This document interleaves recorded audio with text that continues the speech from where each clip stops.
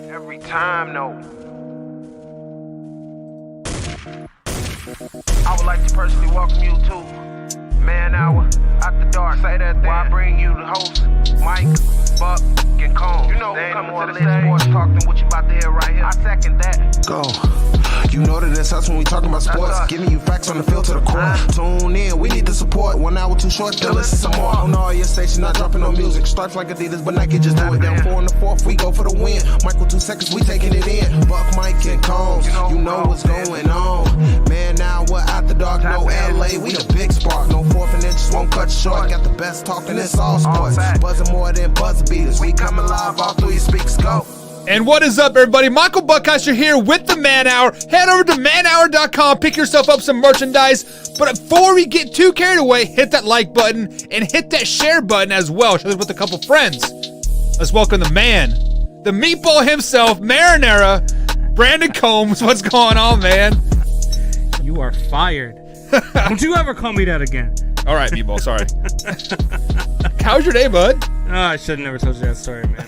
Yeah, my day was all right, man. We, dealing with Xfinity Cable. They've been trash over the last month, man. At least once a week, our cable and internet are going out. So at least once a week. There are 3 things in the world that we as grown-ups have to deal with day in and day out that Wyatt doesn't understand. For one, is you pay $160 for internet that works 50% of the time. Complete waste of money, complete trash. Then you pay for a cell phone, $200 a month because you got your wife and kids and like everybody else on it. Yeah. And then you don't even have service. And then you are like, oh, I want a brand new iPhone, and all you do is watch TikTok on it. I'm glad that's where you went with that, because when you said things that Wyatt don't understand, I thought we were going to talk about the female anatomy or something. Yeah. We pre-show got a little carried away, but let's welcome Wyatt onto the show. Wyatt, you are still a little wet behind the ears, so I see you got the towel over there, and you're starting to grow up a little bit in front of our eyes, man. How's it going today? It's going good, man. I'm still laughing from that meatball quote you had earlier about that story. That was actually a really good story. Oh, it was great.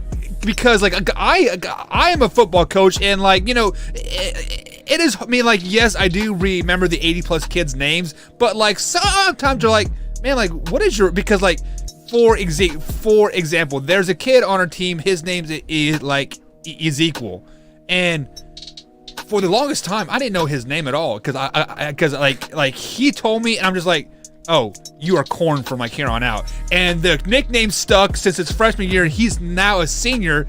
And I just like last week I found out his real name. I was like, oh. So Ezekiel is your name, and corn is like nowhere even remotely close to your name. My bad, bro. But we had a kid in boot camp who the drill instructors, they couldn't pronounce his name. He had like 17 letters in it, so they just called him Alphabet. I have a friend that literally has every letter of the alphabet in his name almost, except for like a Q and like a K. His name is Adam Adavich Sharainarak. It's What? Russian. What? Adavich Sharainarak. Yep.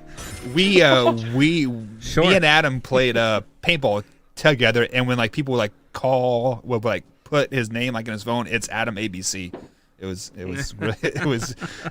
great dude though. Great guy. So guys, let's go ahead and jump into a topic that I want to talk about.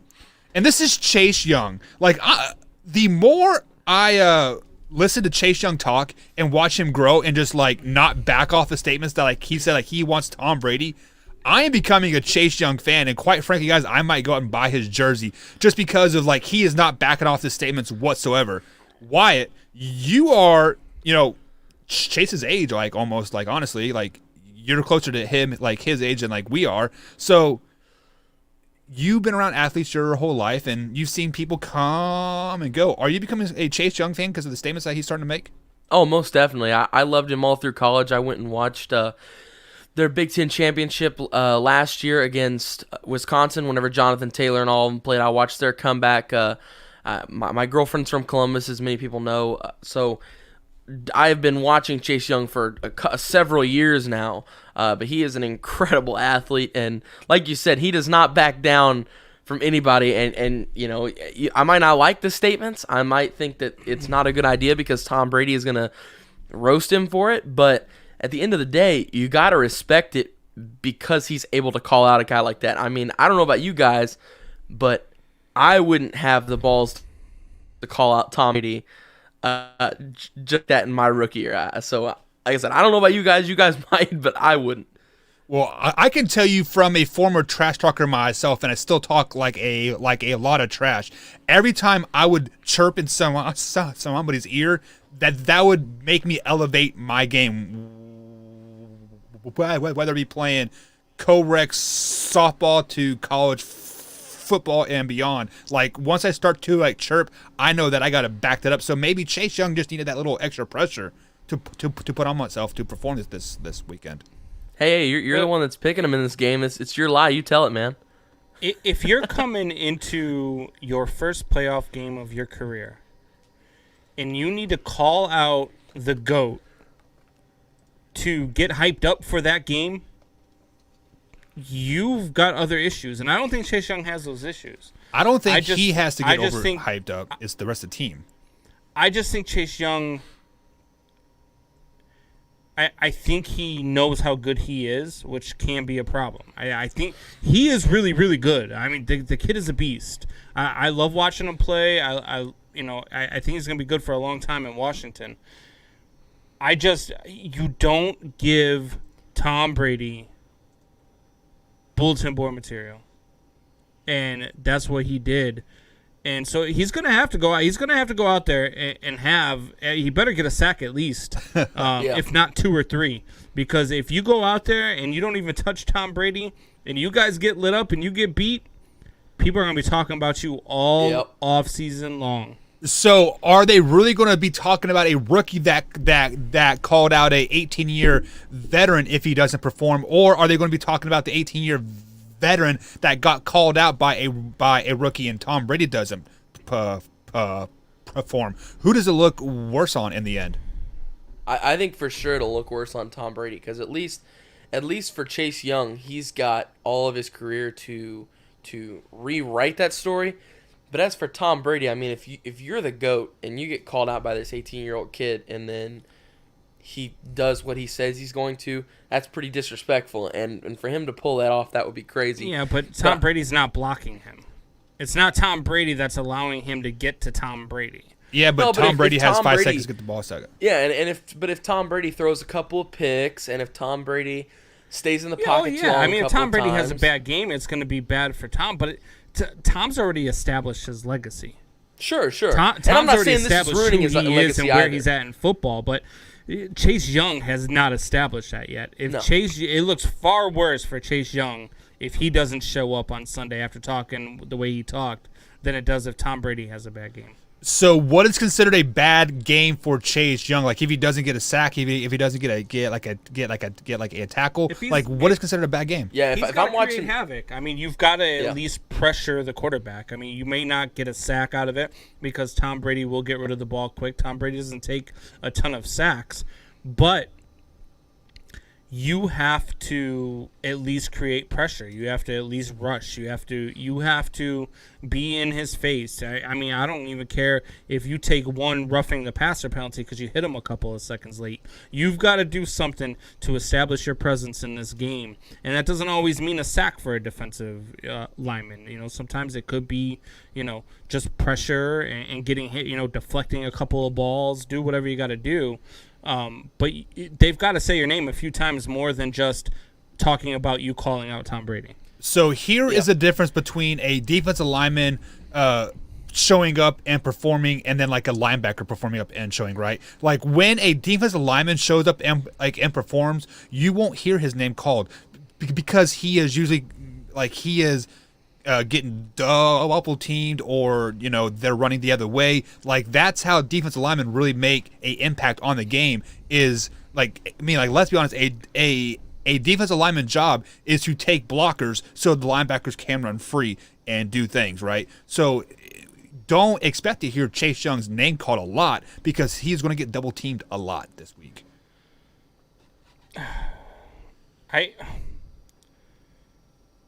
I get that, but you expect that when you're Chase Young. So when you run off the field screaming, I want Tom Brady, you're that good, and you're that good, you better make something happen. Yeah, You've got to do something. You've talked the talk, now you got to walk the walk, essentially. Yeah. Like, you can't just call out Tom Brady, run off the field, and then allow a double team to hold you back all day. If we end that game and I watch it and he's being manhandled the whole time in double blocking or just single blocking, either one. If he ends that game and he's being manhandled, either way, I think that would still be a loss for him. And the other thing too is that he says this running off the field of the last game. They made the playoffs. He says I want time. That's fine.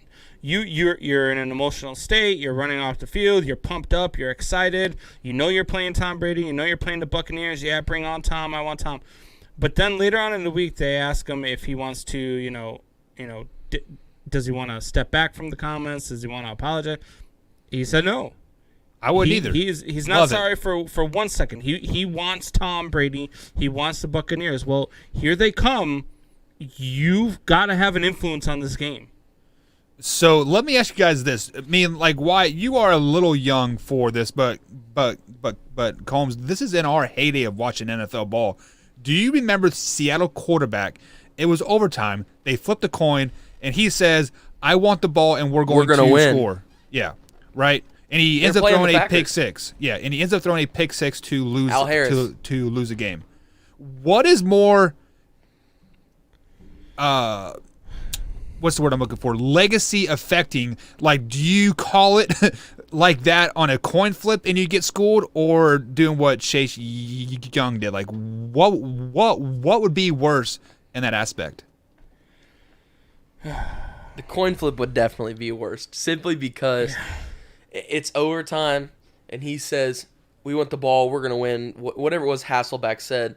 He drops back and throws left, and Al Harris is just like standing there, like it wasn't even close. Like it was ball Al Harris. There was no receiver to try and tackle him. It was literally Al Harris in the ball. He picks it off, and there's nothing but green in front of him.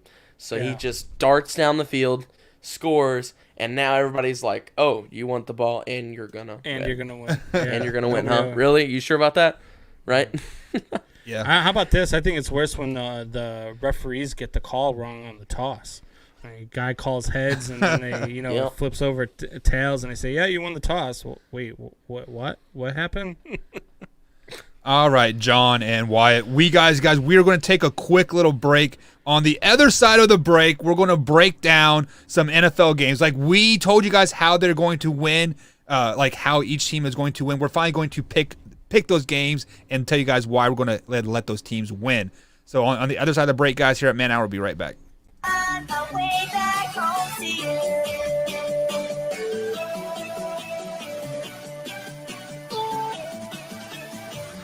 I'm coming home. Way back home to you.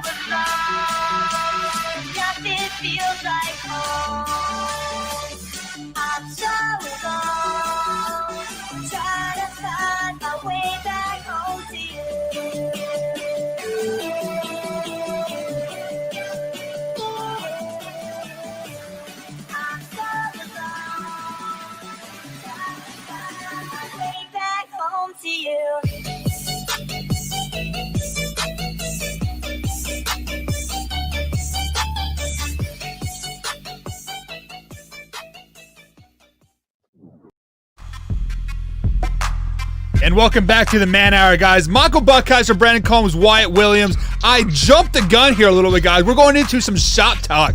We are we're doing the NFL picks after the second break. So right now it is some shop talk, guys. So if you want to talk about anything in the comments, go ahead and let us know, and we'll start talking about it. So as the chat is going crazy because BC thinks he is a pimp, but we clearly know that is not the case, but whatever. Like, it is what it is. But, guys, before we get into some shot talk here, I want to share with you that I shared a video earlier with the boys, and this video is of Snoop Dogg. So let's go ahead and just push play, just like, why watch it? Like, he is climbing to the top rope, and... Don't do it, Snoop. Oh God. I can't believe He's gonna break a hip. He's gonna break a hip. He really is. He's 98. Oh God, that was awful. He jumped onto his feet and then. What do you mean it was awful? He got a pin. That's exactly. Look at that. Look at that. That's exactly what you want. There's like 7 people in the stands. Oh my God. As soon as I saw that, I was like, no freaking way, this is Snoop Dogg. Like I figured it was some like freaking stupid thing here. But Wyatt, you were telling me something about Snoop Dogg earlier in the show. Tell the people what you know, man. Oh, with his wide receiver, he was a fantastic wide receiver in high school. That's actually where he got his nickname of Dog, is because he was such a dog on the field. And here's the funny part.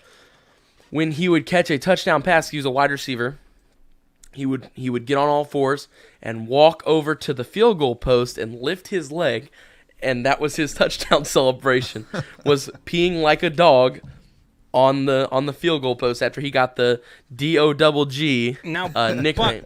Buck, you're a coach. If you tell somebody on the field that they're a dog on the field, isn't that a bad thing? I was always told that being a dog on the field is a bad thing. Like, well, you're dogging it. You're a dog on the field. Well, maybe back in the early 1900 Combs, but now. Well, but yeah, I mean, like, yeah, you are dogging it on the field. You don't even know what the 1900s are. But it is. I mean, it is definitely all about like context. Like, hey, you are a dog on the field, But like, if you're dogging it, then it's just It's kind of like the thing with like bad. Yeah. Like, you're a bad man. Like, yeah. So we got some comments coming through for shop talk.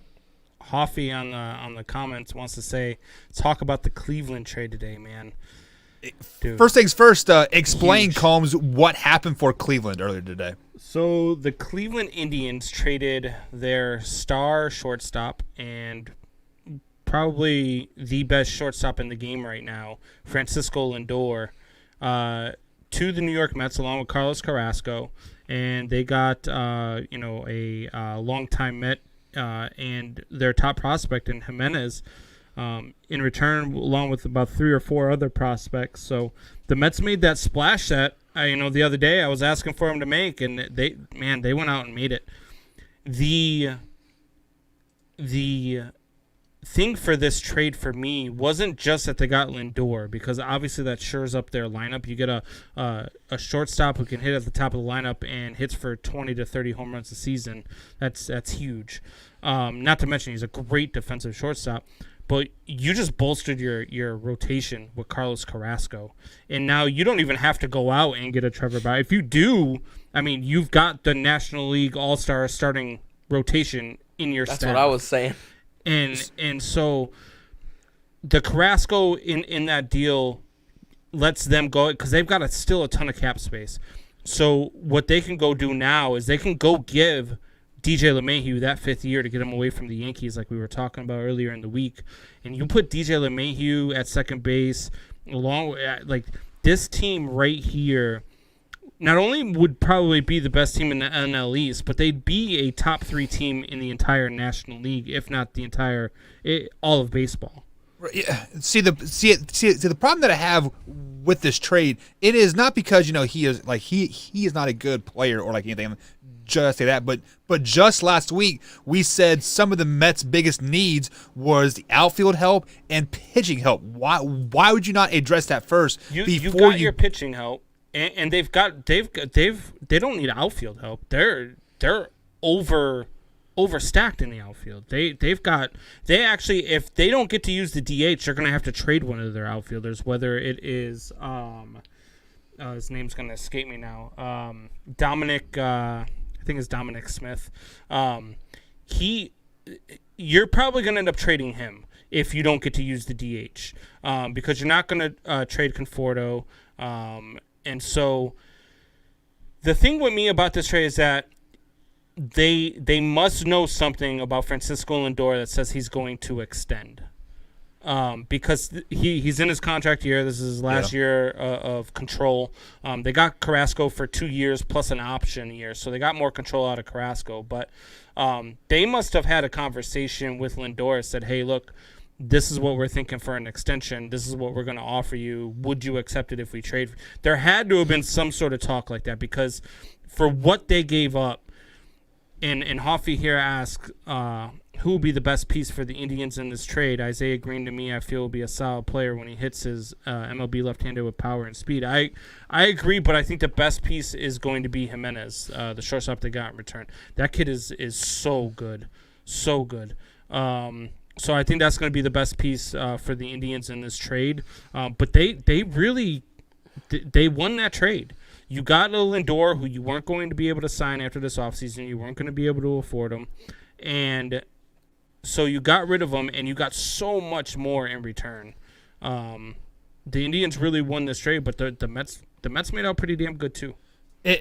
I think the Indians will win this trade later down the road. Like, if you're looking for like a immediate impact, I mean, like, obviously the Mets won this trade with the immediate impact. Yeah. But it almost seems like every team that is not poised to make a World Series run, they are all like trading off all their pieces already, which usually it happens after the All-Star break, to they rebuild and retool for the next year. But right. so in the back of my mind, this is kind of telling me that the Major League Baseball season is going to get cut short again, because like we've heard rumblings that they're not going to start till May or like June, and the All-Star break's usually the July 4th, right around there. You're probably going to get a 125 game season this year. I'm with you. I don't think you're getting 162, unfortunately. For me, I love the 162. Hell, you can give me 280 and I'd watch. But you're probably going to get 125 this season. And I mean, there's nothing really wrong with that. I mean, NHL's coming back right now. NBA's coming back. The NHL went to a 4-division system. All the teams in Canada are in one division, and they're staying in Canada and playing against each other until the playoffs. And then they did something weird though in the Central there, but we'll talk about that another time. But I think in baseball you're going to get 125 games, and I think you're going to get, again, mostly, the AL Central and the NL Central playing one another, the AL West and the NL West, and so on and so forth. I think that's what you're going to get again. But you're just going to get more of it. Yeah, and speaking of baseball, I saw a tweet late last night that they are doing away with the 7-inning double hitters. With the I think the base runner starting on sack and base and like extra innings, and there was something else that they're doing away, or it was the extra teams into the playoffs this year too. I'm kind of sad about that, because I kind of like the 7-inning double hitters, and then the runner starting on sack and base and all that stuff. So I didn't mind some of the rules were okay. Go ahead, Wyatt. No, you're good, buddy. Some of the rules were okay. Look, I'm a purist. I love the game as it is. So if they never changed another rule, I would watch every game every day. Besides computer-sized strike zones and no stealing of signs and no big on trash cans. But even if they didn't trade that, I'd still watch. I would just complain about it the whole way. You know what I mean? Yeah. But I think that you're going to get the DH in the National League again. I think that should stay. There should be a DH universal all the way around anyway. You should never have to worry about the pitcher hitting. Every once in a while, yeah, it's cool. The pitcher comes up, hits a home run, and everybody starts laughing and cheering. Right. And everybody remembers Bartolo cologne, freaking wobbling around the bases when he hit his home run. So, that stuff is all good and well, but, the runner on second base, I don't think that sticks, unfortunately, although I would like to see it in the regular season stick around. The other thing that needs to go, and it should have never been implemented, was the 3-batter rule for a relief pitcher. Yeah, that's the dumbest rule baseball ever implemented, and that absolutely needs to go. And I don't believe for 1 second that sticks around. I don't even think it comes back this year, to be honest with you. So before we get into this Hoffy comment, like across the board, I got a question out for all you baseball fans, right? Because when you are playing Little League baseball, high school baseball, usually the pitcher is the best player on the field, like the best hitter, the best runner, the best thrower, like etc. Right? What happens from freaking college to the major league where all of a sudden these people can't hit anymore? It's absolutely like you've literally been the best hitter from 6 years old until 20, and then now all of a sudden like you can't hit. Like that's absolutely because what asinine. happens is you get into college, and that's when they start shaping you for your position. A lot of these kids that in Little League, you're right. Your best pitcher is usually also your shortstop and also your center fielder and probably your best hitter. But those kids usually go on to be just that. You don't see very many, like the Angels got a guy out there who can Shohei Ohtani, who pitches and he plays the outfield, and the guy just can flat out hit. You don't see that very much anymore once you get to there, because the guys who have the strong arms but can't really play a position become pitchers. So that's just what they do. They can't hit to save their lives, and they can't field a fly ball or field the ground ball and make the throw to first, so they become pitchers. All right, so let's go ahead and address this last comment here before we head to a quick break. Combs, take it away. What did Jose Iglesias do in his career? That's what the Indians got in these shortstops. They are not anything I'm building around. They're not offensive players, and that is the key in today's game. Look, they did not get back a Francisco Lindor. You're correct, Hoffy. They did not. But you got back pieces that you can build around. This Jimenez kid is really, really good. The other piece that they got there, and his name's escaping me right now. I don't know why. He's been a Met for like 9 years now. God, I can't remember his name. Rosario. Rosario. Cohen? Oh. No, Rosario. So Cohen's the owner. Rosario is a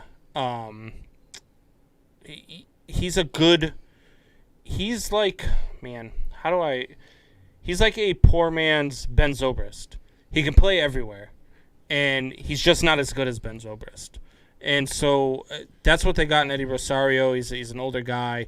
But this Jimenez kid can really flat out play. The kid can hit. I don't know why you're saying he's not offensive players. Jimenez can hit. So he's going to surprise a lot of people. He's not going to be Francisco Lindor. He's not going to hit like Francisco Lindor. He's not going to hit for power. He's not that guy. But he's a very good defensive shortstop, and he can hit enough, that he's not going to kill you. So.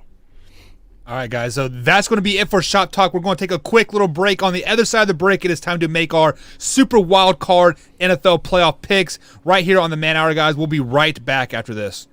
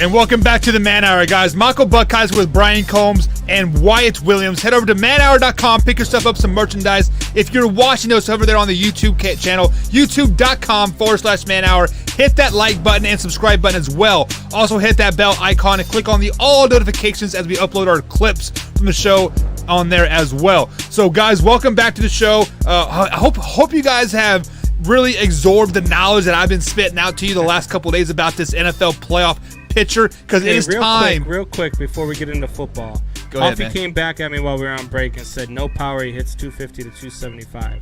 Well, Hoffy, we're in a new day of baseball where guys who hit, the 50 to 60 home runs a year hit 230, and the guys that hit 10 to 15 homers a year hit 275 to 290, and that's considered good nowadays. So 275 is a pretty damn good hitter by today's standards in baseball. Yeah, so true story. I mean, we all want to go 3 for 4 with 3 like 3 RBIs. So actually, Combs, what is better? Because I know what the analytics say and all that stuff. I'm not an analytics person. Would you rather have somebody that hits a home run every 6 at bats, or goes 3 for 4 with 3 singles? Look, man, I want the guy who's 3 for 4 and who's going to drive in the runs. Obviously, we need that guy who's going to hit a home run every here and there. But I would take a 9 guys on a team that hit the way Francisco Lindor does than to have 9 guys on a team that hit like Aaron Judge does. Sounds like a Chicago fan there. Chicks dig the long ball. Give me 6 home run or 1 home run every 6 at bats. So, look, guys, let's go ahead and get into Super Wild Card Weekend, as we do have 6 games instead of the normal 4. So the first game up, we have the Indianapolis Colts take on the Buffalo Bills. 1 o'clock kickoff on the CBS channel. If I don't get this, I'll be very upset, CBS. If you play me a funeral BS again, I'm going to go crazy. But I digress on that. Combs, first things first, man. Who do you have winning this game and why? The Buffalo Bills are going to win this game. The Buffalo Bills are just too damn good right now. They are clicking on all cylinders, defense, offense, all the way around the football. And then on the other side of that, it's Phillip Rivers. So look, I will take Buffalo in this game. I really don't even think that this game is that close. I think Buffalo wins this one something like 35 to 17. Yeah, and I heard, I might be wrong, but I believe the Buffalo or the state of New York is allowing fans into the stadium for this particular game. They haven't allowed fans in the stadium at all, all year, so those fans are going to be wild. Bill Mafia is going to be doing some. They're going to be doing some Snoop Dogg stuff. Fall through tables before this game. Not just falling through tables, man. There's stuff all over the tables. There's fire. They're jumping through fire. I love watching their tailgating videos. They're crazy. I saw one the other day where this guy picks up his wife and power bombs her through a table. I saw that too. I know exactly and she's what you're laying there talking holding about. his head. He's got his arms up like this, and I'm like, that only in Buffalo. She might be dead. She legit because a concussion.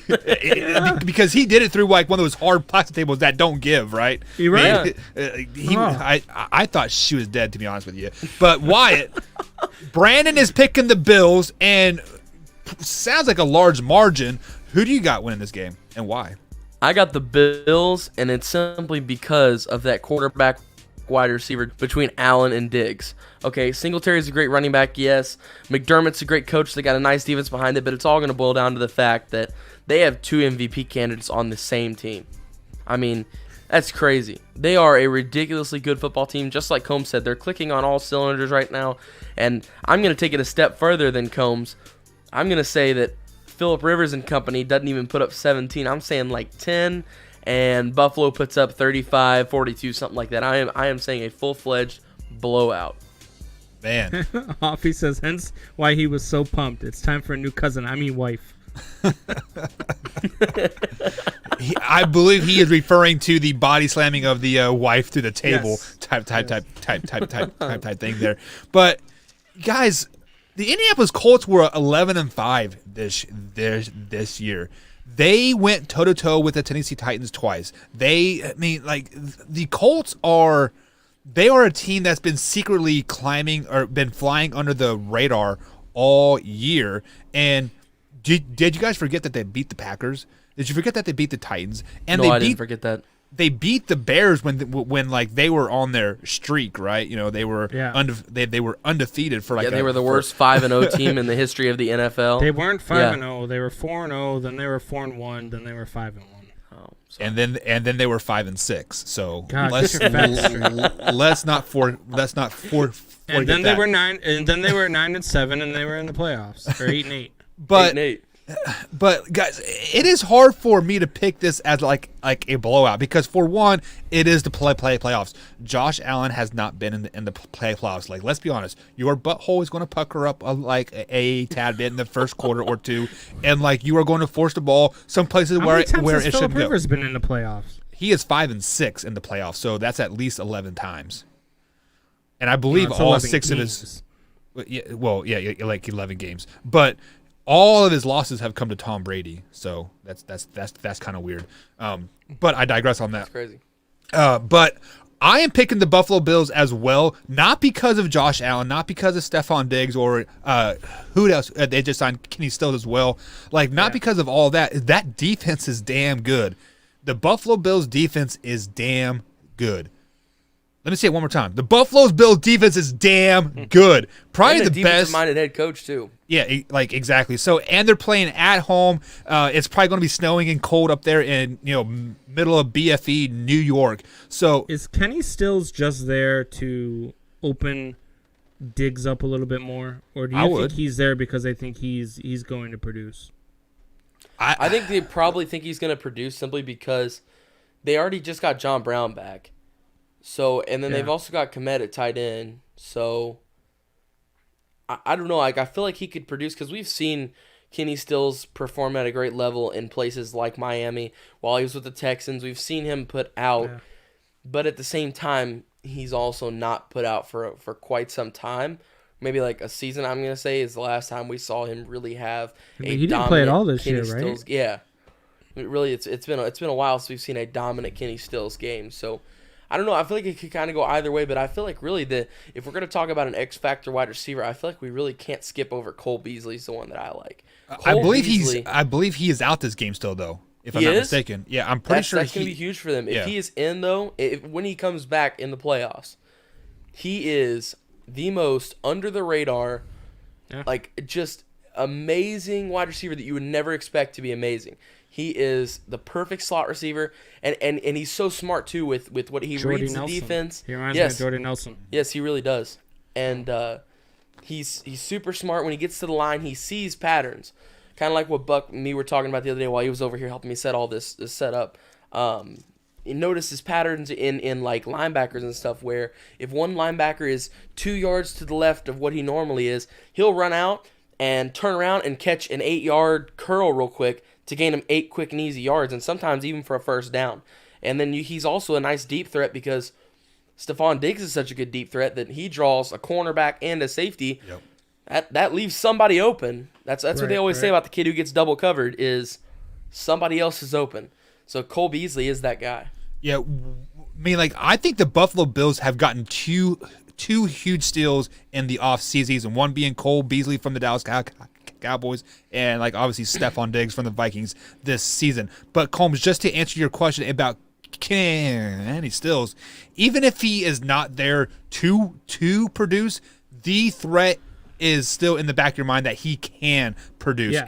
And the reason why I don't think he has produced in Houston was because Houston franchise is just a complete mess. We are seeing it with like J.J. Watt and Deshaun Watson. Everybody wants out because they're such a mess. So as a receiver, why do I want to put my body on the line when I know that this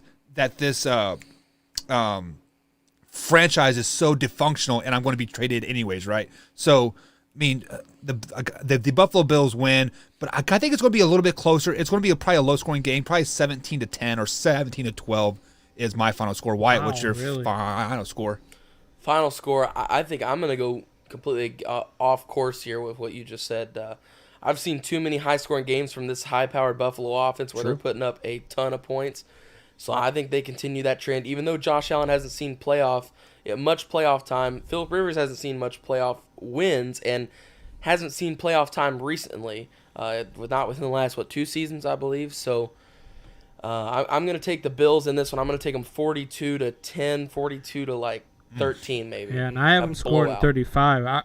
Are me and Wyatt sleeping on that Colts defense? Because that Colts defense is better than people give them credit for. I will say that. It definitely is, and I feel like in a way I'm kind of sleeping on them here. I do agree with you because Darius Leonard's such a dog. DeForest Buckner is a dog. I mean, they got playmakers at all the positions on defense. But at the same time, I know what I've seen with Buffalo all year. I know I've watched that offense just absolutely annihilate teams. So they passed the eye test. That's the best way I can explain it. Yeah, I take the eye test over numbers any day of the week. So Sure. So you guys may not be wrong, but it's just like it is definitely going to be a good game, I think. Moving on to the next one. This is a Saturday afternoon game, 4:40 here on the East Coast. You have the LA Rams take on the Seattle Seahawks. Combs, who do you got? I'm going with the upset here, man. I'm going with the Los Angeles Rams. The Seahawks offense has not been good since basically week 7. And that defense has been suspect all year long. Right. And the Rams are getting Goff back. The Rams are capable of putting up points. But that Rams defense, man, that's the key. That Rams defense is so good at creating pressure and wreaking havoc. This one's going to be a close one for me, but I think that Rams defense is the X factor here. I've got the Rams in this one, 23-13. Yeah, I mean, like the Rams are 10-6 and Seahawks are 12-4 going into this game. Wyatt, who do you got? See, and I think this is the game that, other than the Super Bowl, I think this is going to be the game of the playoffs. I think these two teams, already division rivals, they've played close games all year in the 2 times they've met, and I think it's just going to be a hard-fought game, and it's pretty much just going to come down to who makes that big play late. Will it be Russell Wilson that's cooking, throwing down the field to DK Metcalf? I don't know. Now, what I do know is DK Metcalf and Russell Wilson have struggled in their last 4 games. This is a stat I saw today. This is pretty crazy. They have been struggling with the big plays that they're known for. In the last 4 games, DK Metcalf and Russell Wilson have not connected for a single pass over 20 yards. Now, that could play into effect here because the Rams' secondary is really good. Ramsey has been a beast all year with all aspects. I mean, the most fundamental tackling cornerback I have probably ever seen, ever even step on the football field at the pro level. I mean, it's ridiculous what that guy does. So I think this game is going to come down to a super late play, and I think it's going to be Russell Wilson and DK Metcalf making that late play simply because Russell makes those plays. I mean, he does. He steps up in those big moments when you need him. We've seen him do it time and time and time again. Yep. And I think if I'm trusting anybody in the league with a minute left and you're down by 4 and I need somebody to drive 80 yards down the field, I'm giving the ball to Russell Wilson. It's that simple. Yeah, and just to piggyback on what you said there, Wyatt, like I think it is going to be a close game too, like a last second drive. And if it is between Jared Goff and Russell in the last minute, I'm taking Russell Wilson every time. But just to add to your stat there, the reason why DK Metcalf and Russell have not been connecting like they were earlier in the season is because teams are starting to double team DK like a tad bit, and a overlooked receiver, not because he's 5'5", just because he has shadowed by on his own team, Tyler Lockett. This kid is a man among men, another Kansas State receiver just like Jordy. They quietly do their job, and quietly Tyler Lockett has 110 receptions this year. That last drive that we just spoke of, Wyatt, it is going to be Russell to Tyler, and then Tyler Lockett's going to break like a 60-yard run, and he is going to fly down the field because that's what he does. Did you say that if you had one quarterback to give it to with 1:10 left, you're going Russell Wilson? As of right now, yes, with all the quarterbacks in the league, he's done it. Aaron Rodgers, Pat Mahomes, Tom Brady, none of those guys. You're going Russell Wilson over all those guys? In the last 5 that is seasons, a bold statement. Hey, man. in the last 5 seasons, he's got more last-second game-winning drives than because any of those quarterbacks. More. But I mean, Patty Mahomes Ooh, boy. I love my guy you might be AR12. right. It's just a bold statement, I think. No, I love my guy AR12. I love Patrick Mahomes. I love Tom Brady. Those guys who are known, especially Aaron Rodgers and Tom Brady. I love those guys who are known for their last-second drives, but it comes down to this. Seattle, their defense hasn't been what it was whenever it was the Legion of Boom. They play close with everybody. Russell Wilson is simply just comfortable in those games, in those moments, because he does it Unless so it's on often. the 2-yard line and he doesn't Unless hand if off it's the ball on, and he we're throws throwing an it on the 2-yard interception line, to yes. lose the Super Bowl. Yeah. Well, that is just a horrible play call by Pete Carroll because you had beast mode in the backfield. But Combs, you are a baseball guy. Audible. Come on. But you're right. But you are a baseball guy, and when you see Russell from the waist down, you can tell like he is just a player. He has those hips, he has those legs, and the reason why I would take Russell in the last minute over Aaron Rodgers, over Pat Mahomes, is because he can emphasize better than those two because he has the hips to really get into the throw. Because I think he played second base, right? He can turn too by like a flick of the wrist, but he always gets his legs into all of his throws. So like that's why I like him better. And I'm just saying, in a last-minute drive, I'm going with at least 4 quarterbacks over Russell Wilson before I get to Russell Wilson. Let's just say out of those 5, you can't go wrong. Right, Sure. right. My number 1 is Tom Brady. Oh, I really thought you were going to say Aaron. I was like, come on. No, Aaron's Spit 3. it out. Let me hear that dirty little mouth say it. It's Tom Brady, Pat Mahomes, Aaron Rodgers, 1, 2, 3. Right. All right, so speaking of Tom Brady, the final game on Saturday, 8:15 on NBC, you have Tampa Bay traveling to Washington to take on the football team. Wyatt, who do you got? Combs and Buck, guys. I can't go against Touchdown Tommy in this one. I mean, look at what he's done in his career in the playoffs.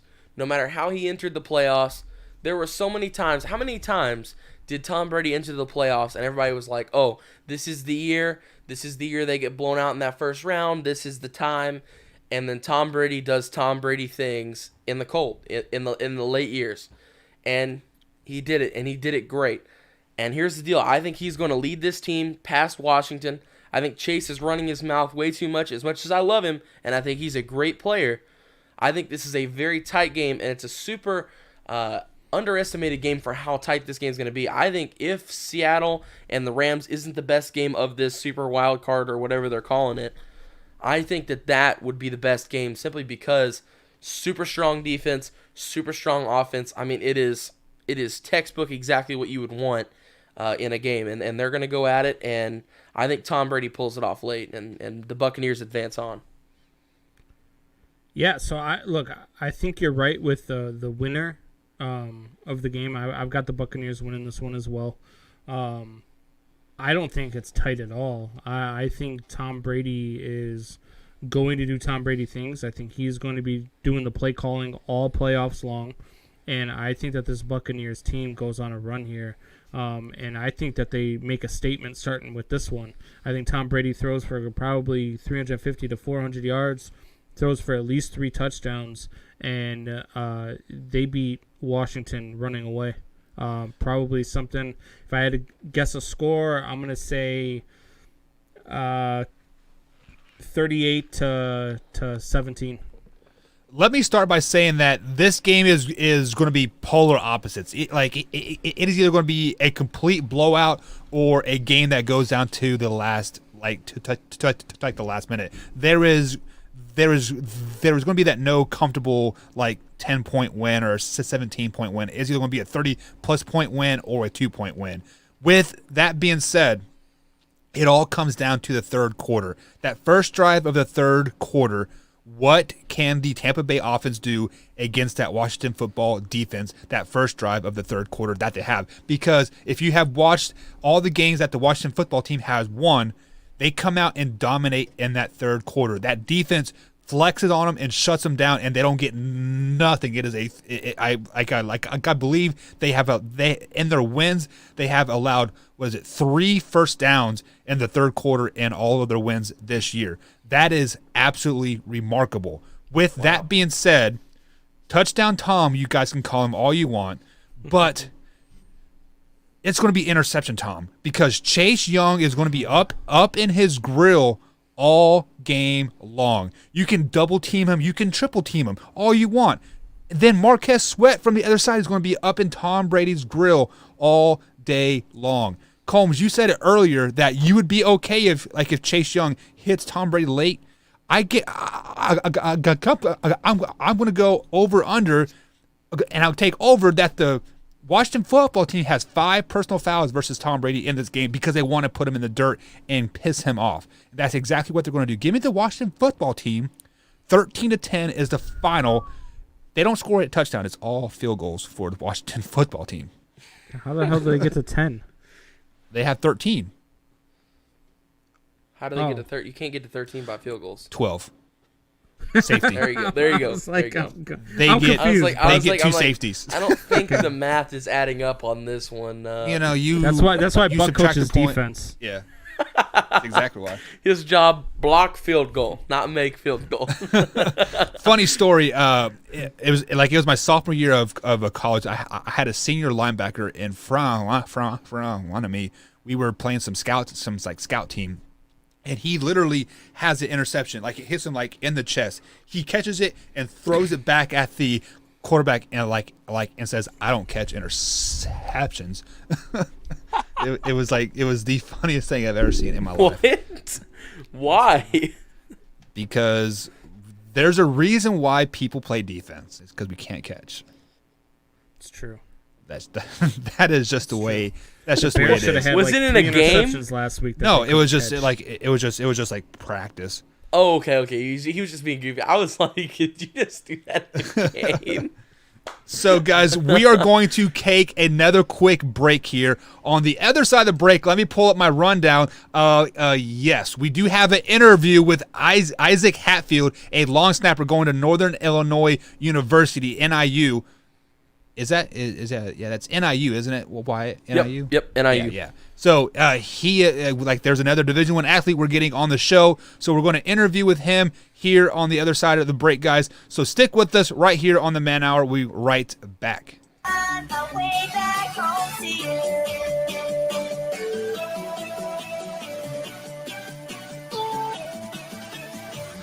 I'm coming way back home to you.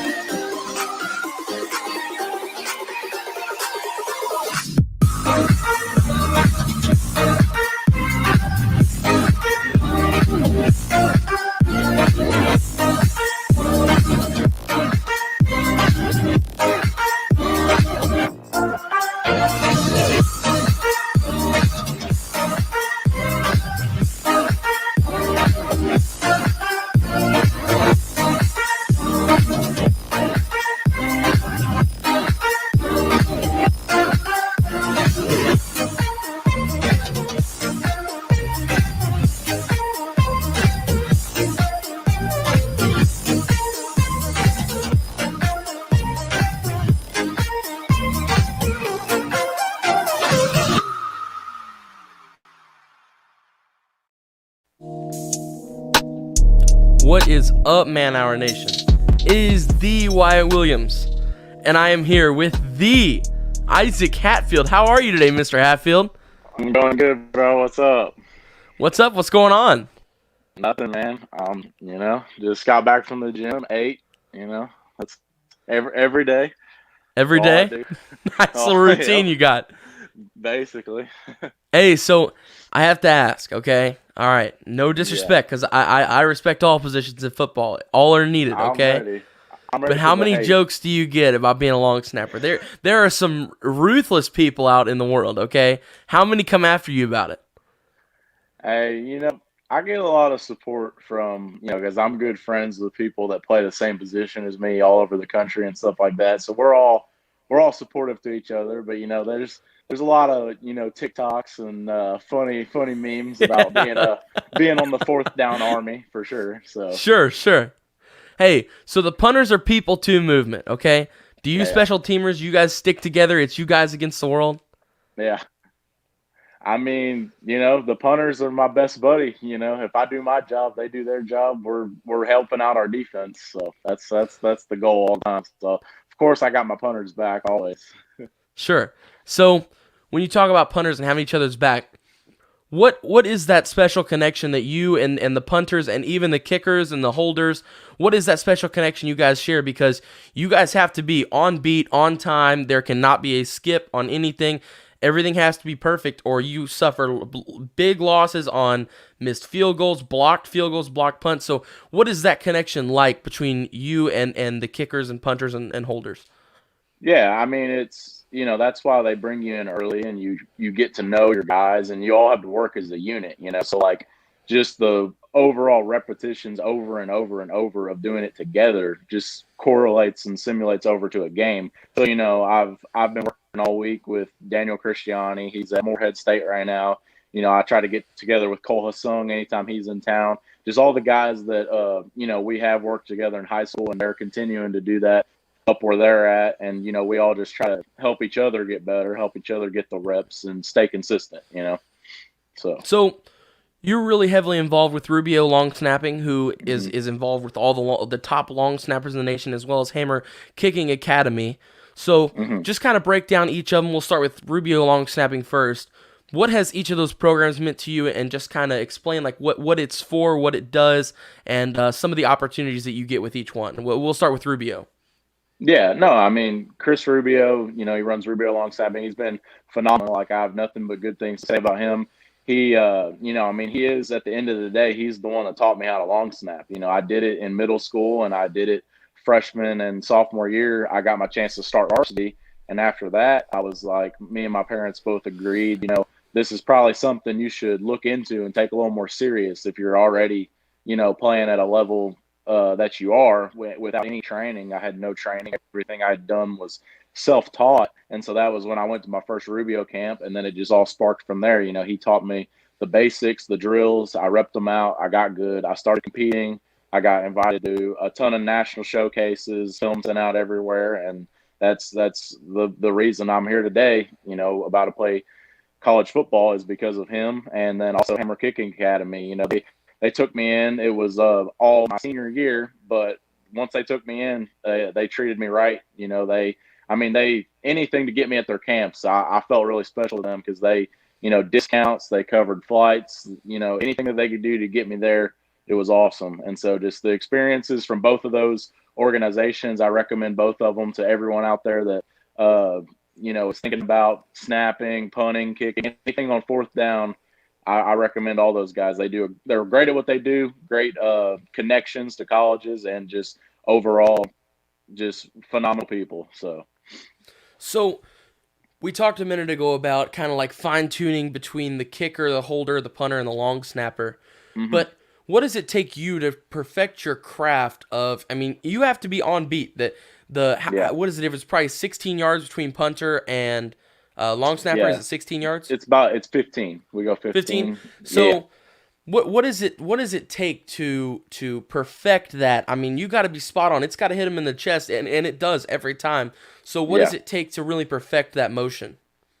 Yeah, because like I said, learning how to long snap was one thing. It's a long process and learning the drills, learning the form, and your form is key. Like when you snap a football, it's like, especially a long snap, is people don't realize everything in your body is working to snap that football. So it's like a well-oiled machine, and if you got one thing wrong, your whole form's going to get thrown off. Because people don't realize the velocity of the ball when it's coming out. If you're off by, a centimeter down or a centimeter up, that could be the difference in it going over the punter's head because there's 15 yards between you guys. So, I release it a couple centimeters too high and he's only 6 foot tall. That might be going over his head, So it's like you have to fine tune. You have to, and it's also a big mental game. Like people don't realize it's like, because I've repped it so much. Like everyone's heard of like the master rule, like 10,000 hours, 10,000 reps, to master something. It's like I've put in the time to be good at what I do, but at this point it's just all mental. It's like when I'm down in my stance, it's like I'm thinking about anything other than snapping. It's like you don't want to psych yourself out. You don't want to do that. And like I have my techniques of staying calm, because you get in those situations where your punter's standing in the back of the end zone, and if you mess this up, that's 7 points for the other team. So it's like you get in those situations where you have to be ready, and like the coaches don't expect any different of you. That's your job, and that's why you're there. So. All right, what's up, Isaac? This is Michael Buckhouse. You know me from a time or two. We have hung out and we've seen around. The world together, right? So I have a funny story, right? So I went to a kid, I went to high school with a kid that was a great punter. He went to Kansas State and he punted, right? And we ultimately ended up playing on the same team. I was actually I was a shooter on the punt team, and he was the punter his senior year and my sophomore year in college, right? We were playing in a big game. We were pinned back in the end zone. We were playing Texas Tech. And our punter lost his helmet. So how do you lose your helmet? I don't know. But he forgot to come. he forgot to come on the field, or he didn't come on the field because he didn't have his helmet. So our long snapper didn't even look back, snapped the ball out of the back of the end zone. We lost that game by 2 points because he snapped the ball out of the back of the end zone. Now, he gets ridiculed like the biggest. So like every year, I have a memory on my Facebook and I share it and like, hey, Tim, you forgot to come on the field because you lost your helmet. Do you look back at the punter will be before you snap? Yeah, I do. So there's two techniques for long snapping, and like either one is perfectly fine. It doesn't change anything about the form, but there's a look snapper and then there's a no look snapper. And it's just personal preference, because some guys don't like to look because sometimes they get in their own head, they get nervous, they see, because there's times where you're in situations where, like, let's say your punter's standing at midfield or the 40-yard opposite 40 or something like that, and you see just 50, 60 yards of grass behind you, and it's just like kind of overwhelming that you see all that and you just think about how you could mess up this and that. So a lot of guys, they don't like to look, but I've never had a problem with that. I always look at my target. I always either communicate with my punter and have him, stand a certain way or signal a certain way to give me a target, because that always helps me and stuff like that. But I've always been a look snapper, so I look through my legs, and I'm quick enough, like on my snaps and popping up, that I can release down the field without taking hits or anything. So I'm usually pretty good with that. So let's put you in a hypothetical situation before I let Brandon ask you a few questions here. Your punter doesn't come on the field. The play clock is below 5, and you have no timeouts. What do you do? Well, below 5 seconds and no timeouts. No timeouts. Okay. I mean, I would try my best to communicate to whoever, because, I mean, every team has a fake punt or multiple fake punt plays. So if we had to, I would try to communicate, snap it to, a shield guy, someone just to avoid us from getting a point. Just anything I could do to not snap it out the back of the end zone, I guess. I do have to give my man Tim some credit, though. He was a great punter, but come on, man, forget your helmet. Yeah, Jesus. Yeah, that happens. I know the guy. You guys all know the old when Michigan and Michigan State played, and the punter dropped a snap, and Michigan State recovered it for the win. Yep. I actually am good buddies with the guy that snapped for Michigan that year, and he threw a perfect snap. But if you go back, you can get it on YouTube right now. His punter was standing at 17 yards because he was so nervous. He was so nervous about that play that he was at 17 yards. And the snap was fine for 15, but of course it's going to be low when he's 2 yards back. So, but. Isaac, buddy, thanks for joining us, man. It's Brandon Combs. I see you're wearing the NIU hat, man. I'm a Chicago guy, so I love me some Huskies, man, for sure. That's a long NWO. Yeah. No, that's a dog. Look, you can't tell. Yeah. So let me tell you what just happened here in the first 10 minutes you've been on this show. Wyatt set you up to talk about how he could probably start over you when he was like 6 years old, which was like 3 years ago. Because he's done that with everybody we've had on. And then Buck used you so that he could tell one of his stories from 45 years ago when he used to play football, somewhere in Kansas. I'm not sure. I've never even heard of the college he went to. Yeah. But back when it was black and white games. Yeah, so don't let these guys fool you. Buck used to play with Air Parsegian and all those guys back in the day, but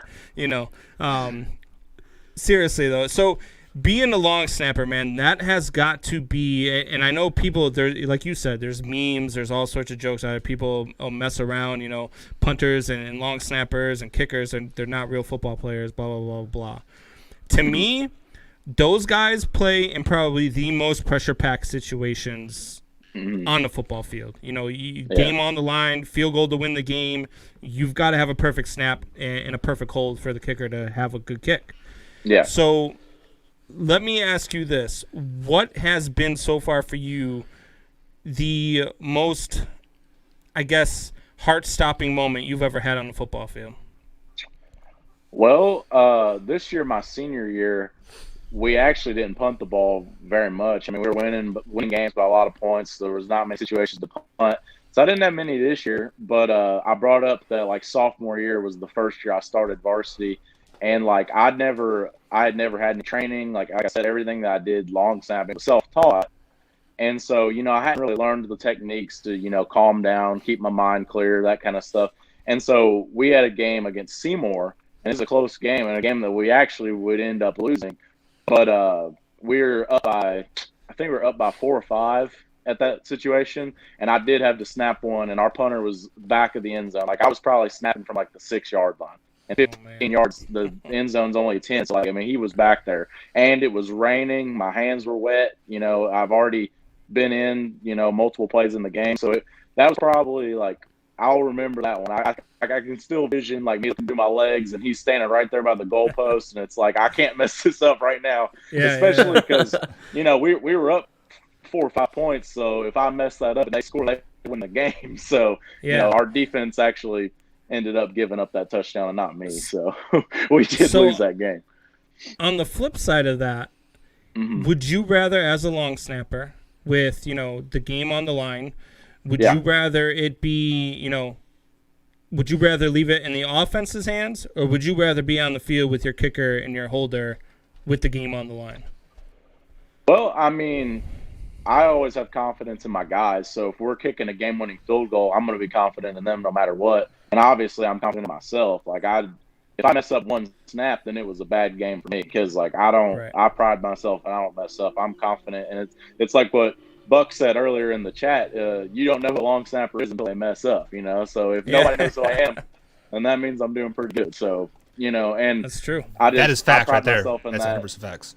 Yeah. And I mean, I've put in, the reps I'm working on now because we are in Indiana, it's cold weather and stuff like that, but NIU's about to be cold. So I've been working on, I'll go outside and snap with just shorts and a tank on, even when it's like 30 degrees. I'm trying to get myself ready for that climate and stuff like that. So I'm always, I'm very good at preparing for what I have to do, so.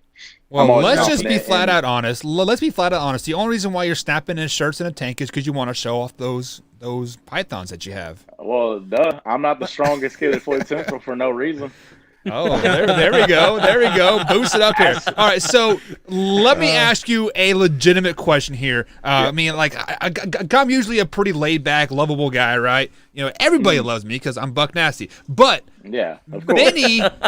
many long snappers. Your porn name?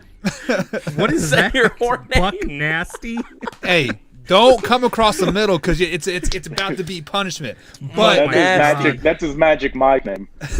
Yeah. Don't come across the middle because it's gonna get nasty. He's gonna try to grab your butt. We were talking about the game bar shirt, earlier, just so a tie.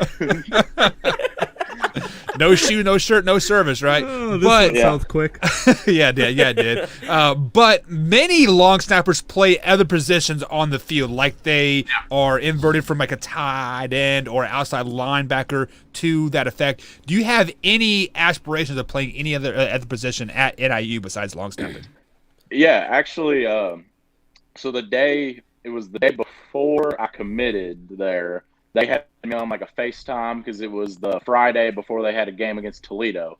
And they had me on a FaceTime, and they were at dinner, and they were all in the meeting room. They were all eating, coaches were meeting, everything. And they passed the phone around, let me meet the coaches, meet some of the players, all that stuff. It was super, super cool. They've treated me super well, and like I can't thank them enough for the opportunity. But yeah, their D-line coach has actually showed some interest that if I develop as an athlete, probably playing some D-end, maybe like junior year or so, because they'll be in need for that, and like it'll be a good opportunity for me, to show my skills in other places too, because I've been as a long snapper, because there's a lot of long snappers that are 5'10", $185, but like I've been putting in the work. I'm 6'2", 240. I'm big, strong, fast, so I feel like I can help the team in other places also, and they definitely have shown that they'll give me the opportunity to do that. So, all right, guys, any closing thoughts before I let Isaac go? Absolutely. Isaac, God. my final question for you, man. Okay? You are a Baltimore Ravens fan. What do you see coming for your team this weekend against the Titans, and how far are they going to go in the playoffs? Go ahead. Let's hear it. Now, I want to state that I'm a big fan of Derrick Henry. I've got nothing but good things to say about him. He's a great person on and off the field. But I think they've added a bunch of beef to that D-line. We're ready. We're going to take him down. And as long as Tannehill doesn't kill us with the arm, then I think we're going to be all right. So, well, then I have one last question for you before you go. Okay. Michael Buckheister is a big advocate that Lamar Jackson is trash. Oh, I know. I think that he is out of his mind. I think he's out of his mind. I think he is wrong. I don't think that Lamar Jackson has been everything he can be just yet. But what do you have to say to Michael Buckheister? I'm going to give you the floor. We're going to mute Michael Buckheister's mic. Oh, God. What do you have to say to a guy who says that Lamar Jackson's trash? Okay, well, here's the thing. So I was watching Colin Cowherd today talk about this same exact point. And what he said is that, one, Lamar is the youngest quarterback in the playoffs. Two, he's the youngest player to get the youngest quarterback to 30 wins ever. And like a bunch of other stats, but yet he has all this pressure where young quarterbacks don't. Baker Mayfield was #1 pick overall, and there's zero pressure on him to win this game just because he plays for the Cleveland Browns. But Lamar has been so electric and so good at what he does in the regular season. That's why all the pressure is on him when he gets into the playoffs. And guess what? Peyton Manning didn't win until his fourth time in the playoffs, and he's a first Hall of Famer. So what I'm saying is once Lamar figures it out, they're going to be scary, and Buck knows that because he's a Chiefs fan, and we're going to take him out. So okay. Let me hang on. Everybody, quiet down. Let me tell you some real facts here, Hatfield. All right, since we are away from where I have to be like PG and crap like that, let me give you some real facts. The only reason why Lamar Jackson got 30 wins so fast because look who they freaking played. They play the Bengals twice a year. They play the Browns twice a year, and then they play like the Jets and the Giants. Come on, man. Who Like, did the Chiefs Chiefs Played the second Who did worst the Chiefs schedule play? in the NFL this season. The Chiefs play in the AFC second West. It's worst the schedule this Broncos, the season. Raiders, and the Chargers. But None at the of them beginning made of the year, playoffs. they had the hardest schedule because they won the Super Bowl. But 3 of the teams in the AFC North made the playoffs, Buck. Only 1 team in the AFC West did. Only because there's 7 spots. Oh my! it doesn't matter. You'd have to It does give up matter. spots to get an AFC West team in there other than Kansas City. And plus, don't even make me bring up the fact that you're a Cowboys fan because they couldn't beat a team without a name. Get him, Hatfield. Get him. Man, Luckily, I got my mud boots on because it is cold out in the garage, and the shackles are cold. But you know what the best part of that is, Buck? The fact that you're a Chiefs fan and a Cowboys fan is that when your Chiefs finally lose next week, you're not going to be able to jump ship and say, "Well, at least I still got the Cowboys." Well, I am always a Chiefs fans first, and everybody knows that. I'm always decked out in my red gear. But let me address that statement there, Hatfield. The only reason why the Broncos or the Raiders are not in the playoffs this year is because the NFL would not let the Broncos push that game back versus the Saints. If they had a quarterback, they would have beat freaking Taysom Hill and the Saints. Come on, and you guys know that. You guys know that. Wrong. Come on, man. I'm sorry. How many wins did the Broncos end with? That's what I want. Okay. You are correct there. I think they ended up with like 5 or 6 , right? But They would end up with. if they would have beat the Saints, the playoffs. if they would have beat the Saints, they would have been transcending. And you know that one game, one quarter can change their whole course of the season. The Broncos beat the Saints. They are a 9-win team. I'm telling you. They still would have missed. They wouldn't have. Buck. A 10-win team didn't make Derrick it. Henry ranked behind Miles Sanders and Le'Veon Bell heading into 2020. You are out of your mind. You just stop. Listen, all I'm saying is that you better hope that the Chargers don't get a good coach, because if they do, they'll win the AFC West. No, they won't. Boom. No, they won't. Yeah, they will. All right, guys. Hatfield, we got to let you go, man. We're going to take a quick little break, guys. All right, so thanks for joining us. We'll definitely have to have you on again shortly once you are, acclimated up there into the Chicagoland area. All right, man. Yeah, for sure. Thanks for having me. Go Huskies. Yeah, anytime, man.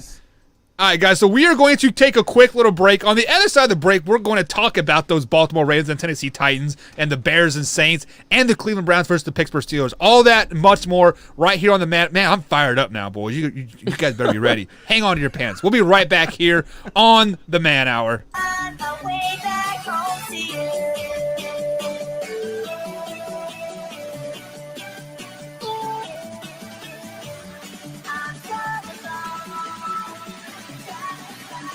Way back home to you.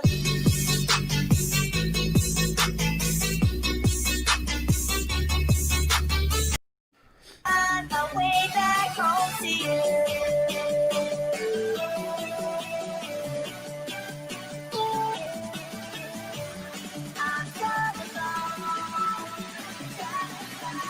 Way back home to you.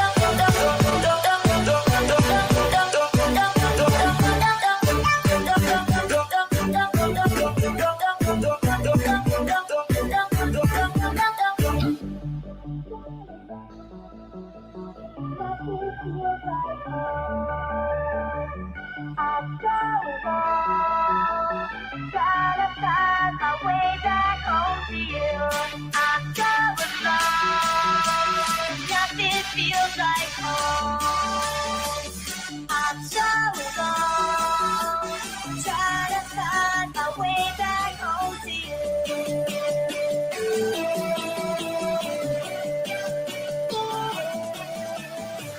I'm so alone.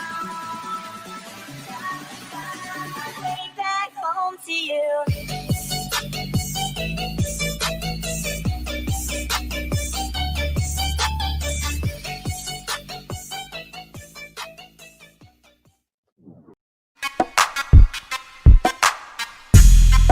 And welcome back to the Man Hour, guys. Michael Buckeyes along, Brandon Combs, and Wyatt Williams. We had a great interview with Issac Hatfield, long snapper for NIU. He will be going there this next fall. So pretty excited to guys. We've had 3 college athletes on our show just this weekend. It is going to get better. We have 2 an Power interview lined up.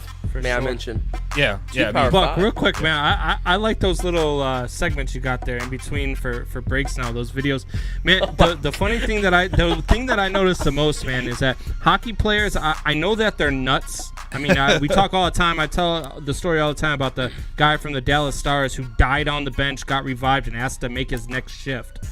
But that guy you showed who coached at the age 43 and went in at goalie, he was not wearing a mask. No. And he was playing goalie. Yeah. What? Yeah. Back in the day, man, hockey was like a man's sport. They didn't wear mouth guards. But like crazy. But like now they got like the face shield and pads like that. But like back then, it was skates and a stick, and you caught a puck in the face, man, you were out for the count. Spit out your teeth and come back No way up. I'm playing goalie without a mask. No There way. is no way I'm playing hockey. I wouldn't play goalie at all. I wouldn't play. Yeah, exactly. I wouldn't play hockey at all. I would get killed. I Well, can't. I'm a I goalie can't even myself, ice skate, so man. I've taken some shots. Like I've stopped some slaps. Like those things they still hurt. Like even though you have those pads on, you still feel it when it hits. Oh yeah. Right. But there's no way. There's a reason why the refs blow the whistle if a goalie loses his mask or a piece of protective equipment. Yeah. I mean, like hockey is definitely a man's sport. But speaking of that overlay there, or during our breaks, a crazy stat that Davante Adams has more touchdown catches than Crosby has field goal attempts. Yeah. Like that is the most crazy stat that I've seen all year. But Best speaking receiver of in the league. Shut up. Don't at me. I won't. The numbers are there for you, Combs. I'm just saying. I would Numbers at you lie. before you said that. I ain't gonna at you now. numbers lie, but the eye test is is there, and Davante Adams does pass the eye test. Speaking of passing the eye test, Derrick Henry did pass the eye test with 2,027 yards this season, giving us our first Sunday matchup, 105 kickoff on ESPN and ABC. Baltimore Ravens take on the Tennessee Titans. Do we want to address this comment before we get to our picks or after? We'll do it after. All right. Combs. Shane, we'll get to you in a minute. Who do you got? Ravens versus Titans. Ravens versus Titans. I am taking the Ravens in this one. Look, I know that Derrick Henry is Derrick Henry, but the way to beat them is to let Derrick Henry eat and to contain A.J. Brown and that passing game. And I think that's what the Ravens are built to do. The Ravens will do that, and the Ravens will win. This is going to be a close one. I got something like 31-27 Ravens in this one. Oh, why? I'm gonna take the other one on this. I'm going with the Titans simply because, kind of like what we talked about earlier with Russell Wilson and Jared Goff. If it comes down to it, who do I think will make the big play? If it comes down to it, I love J.K. Dobbins. He's had a great rookie year. He's been awesome so far. They had 400 yards as a team the other day in their game. Him and Lamar. I mean, they were going crazy. But here's the deal: Derrick Henry, King Henry, as I should say. I want Henry at the 1 before I'd want Dobbins at the 1. So here's the deal: we hand that ball off to Dobbins. We hand that ball off to Henry. He punches it in, and they win it. Not only that, too. But Ryan Tannehill has been playing out of his mind here recently, so I'm following with the Titans. Yeah, and I'm going with the Titans as well, not because of King Henry, but like I said last night, I do like the passing game of the Tennessee Titans. Ryan Tannehill has come on hot. He is a top 5 quarterback in the league right now, but also this Tennessee Titans defense is kind of underrated a tad bit, and I think they're going to come at Lamar Jackson. They're going to blitz him a lot because look at their bench. Who is their backup quarterback? RG3 is on IR. Trey Shorley is on IR. Who is the Baltimore Ravens backup quarterback? If they get to Lamar Jackson, put pressure on him, and he has to go poop again, what is going to happen? Are they going to run a Wildcat with J.K. Dobbins at quarterback and put Hollywood Brown in the backfield? The Baltimore Ravens are to go poop again. The practice squad quarterback's going to come on the field, tear his ACL. Then Lamar's going to come back and win the game again. Look, if you're going to blitz Lamar, he is going to beat you with his legs. I'm telling you right now. I know you hate Lamar, Buck, but Lamar, I'm telling you, this team is going. He's tired of listening to guys like you talk about him.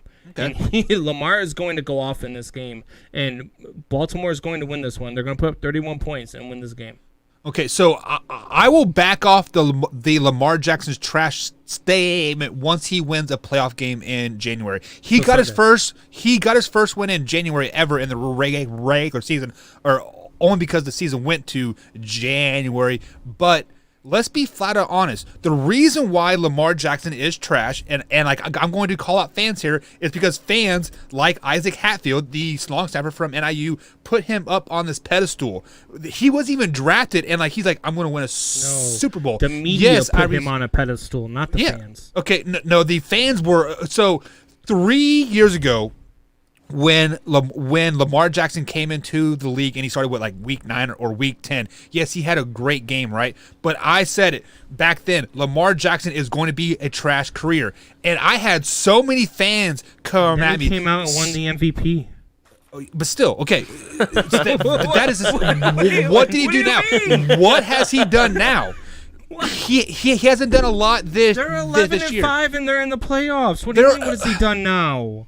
Come on, Buck. You guys keep saying that they're 11-5, but look who they freaking played, man. They played Cincinnati. So does that mean your Chiefs aren't for real then? No, they are not. The Chiefs are probably the biggest smoke and mirrors in the playoffs. And this is coming from a Chiefs fan. The Chiefs are the biggest smoke and mirrors in the playoffs, and everything has to go So right who do you have their coming way. out of the AFC? What? So if the Chiefs are the biggest smoke and mirrors, who do you have coming out of the AFC then? I think it's going to be the winners of this Titans versus Baltimore Ravens game. Oh my Over god. the Buffalo Bills, huh? Oh my god. Not Buffalo. Buffalo is that wild card. Like, do they stay hot or do they cool off, right? Like, did they peak too early? I don't know if they've peaked yet. Every game's been like this. They're going up. Their last game with their backups, they put up 56 points. Yeah.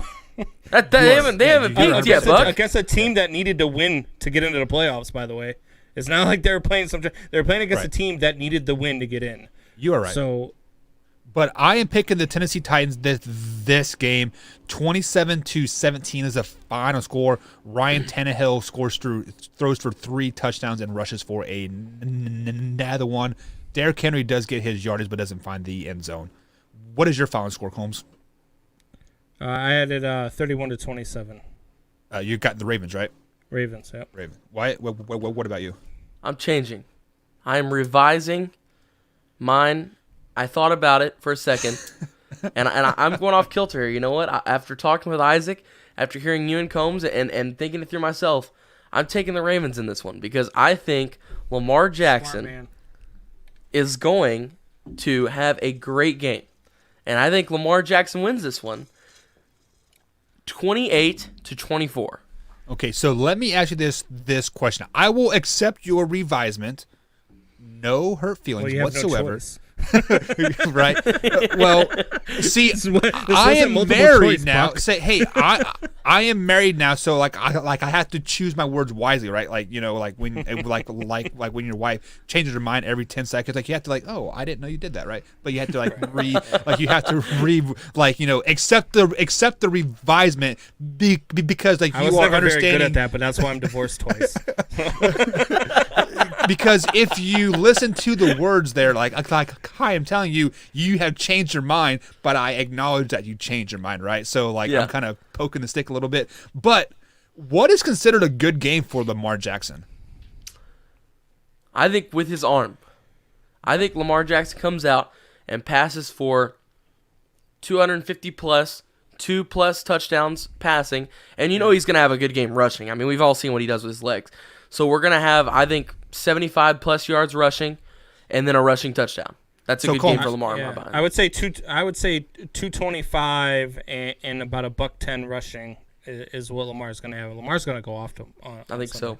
So, Combs, let me ask you this question. You have said that Lamar is going to do things with his legs and do great things all like on the ground. Do you think in the back of Lamar Jackson's head, like he is going to not be himself in this game just to prove people wrong, like he can throw the ball and like become a throw first guy? Lamar's legs is what's going to open up the pass game for them. Tennessee's going to be so worried about it. And like you said, I mean, they might try to blitz him a whole bunch at first. And what's going to happen is they're going to get in on that pressure. The problem is he's going to get out of the pressure and he's going to get some big yardage, because once you start blitzing him, that's where you run into trouble. The way you don't run into trouble is you play a spy on him and you play a cover 2, because he's not a very smart quarterback yet. He's just not. He can't read progressions or anything like that. So if that's what they do, then he's going to have a big game with the legs, and then that's what's going to open up the pass game for him. So, Wyatt, I know you revised your pick here, and you're picking the Ravens. I'm giving you a chance to revise your pick again here, just in case you want to. But the Tennessee Titans laid out a blueprint last year of how to beat the Baltimore Ravens. Do you think, in your analyst mindset here, that the Titans will come out with that same blueprint, and the Baltimore Ravens will be more prepared for that? So I think that they'll come out with a similar setup. I don't think they'll come out with the exact same, because when you lose like that, it hurts, and you study stuff like that. I mean, Buck, you know this. You played at the college level. When you lose like that, it's embarrassing. Right. It's embarrassing when you enter the league with the MVP and you lose that first game of the playoffs to a team that shouldn't have even made it out of Gillette. So I think you kind of take that with a grain of salt, kind of just put it in the back of your mind and keep it there the whole time. And I think that Tennessee kind of realizes that as well. Vrabel is not an idiot. He's a great head coach. I really like watching him coach. So I think that they come in with a similar setup, but also a backup plan in case if they come out and they're like, oh, we got you. You ran this last year. Here's a 80-yard touchdown from Lamar. So I think they'll come in. Not only last year's playoffs, but this year's regular season. I mean, sure. They held him again. I mean, he was 17 for 29, and I think he had something like 170 yards passing or something like that. So yeah, they do know how to stop him. But it's go time for Lamar, and I don't think that and he's been clicking lately. I don't think when he's right and when he's ready to go, I'm just not sure you can stop him. Yeah, especially like on the ground. I mean, like that is definitely his biggest threat here. So before we move on to the Bears game, let's go ahead and address this comment from I was afraid to Shane. ask if we could address that too. All right, so Shane says, "Hey guys, what do you think of my 16 parlay? Bills win by 1-13, Seahawks win 1-13, Bucks win 14+, Titans win 1-13, Saints win 1-13, Steelers 14+. First things first, 1-13 is a lot of points. 14+, like any NFL win, that is a blowout. So Combs, like, I'll let you take the floor first on this. I think you're going to lose a few games here. I think the Bills, more than the Steelers, are going to win by a blowout. I think the Seahawks lose. I've already said that. Bucks by 14+. Yeah, I mean, if they win, that's how they win. If it's a tight game, they're in trouble. Yeah, and then we just talked about the Titans. I think that the Ravens win this game. So, but if the Titans do win, it will be a close one. It will be by that 1-13. The Saints winning by 1-13. Yeah, I agree with that one. We're gonna talk about that one here in a minute. And like I said, by the Steelers, I don't think that they win by that much.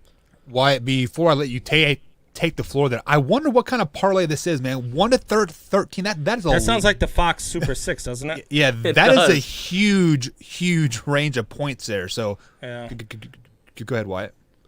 Just kind of breaking this down game by game. So first off with the Bills one, if I was taking this one right here, looking at what his other parlays are, I am taking that one 14+. Seattle, I think Seahawks win 1-13. I think that's 100% correct. I think they win late by less than 4 points. Bucks win by 14 plus. Possibly. I'm saying that one's either. I kind of agree with Buck. That one can go either way. It can either go 3-point game or 21-point game. So I will kind of jump out. I'm gonna avoid it kind of, but say yes, possibly.